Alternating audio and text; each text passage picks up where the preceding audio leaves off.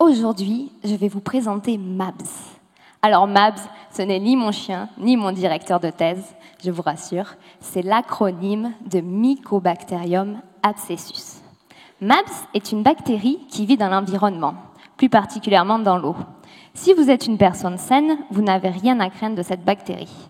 Malheureusement, pour les personnes malades, atteintes de pathologies pulmonaires telles que la mucoviscidose, MABS peut infecter leurs poumons qui contiennent de l'eau, ce qui représente un environnement favorable pour le développement des bactéries, et ainsi créer de sévères complications. MABS est très malin, il résiste à notre système immunitaire. Et en plus, il sait s'adapter. Il développe des résistances aux antibiotiques que l'on donne aux patients. Il devient donc essentiel de mieux identifier le mécanisme d'action de cette bactérie afin d'imaginer de nouvelles méthodes pour s'en débarrasser. Et c'est là que j'interviens. Mon sujet de thèse comporte 2 volets séparés qu'ensuite je rassemble. Je vous explique.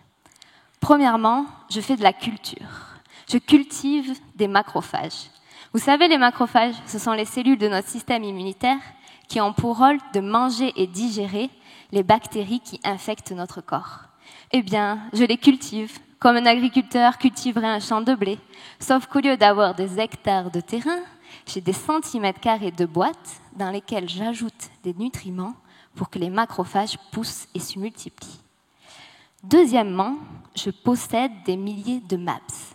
Dans mon laboratoire, j'ai comme un grand mur rempli de coffres forts, environ 10 000 comme dans une vraie banque, et dans chaque coffre, j'ai rangé minutieusement un type de MABS.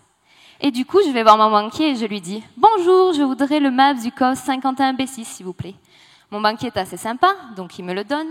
Je prends MABS 51B6 et je le dépose sur mon champ de culture de macrophages. Et là, je les encourage. Allez les macrophages, allez, mangez MABS 51B6 et digérez-le. À l'heure actuelle, j'ai réalisé cette expérience avec 6000 coffres forts. Autant vous dire, je vais souvent voir mon banquier.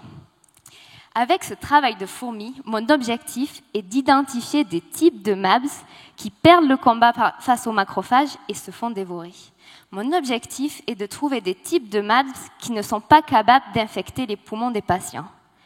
Et c'est comme cela qu'on sera en mesure de mieux comprendre le mécanisme d'action de MABS et d'éradiquer les infections pulmonaires des patients atteints de mucoviscidose. Alors, allez les macrophages!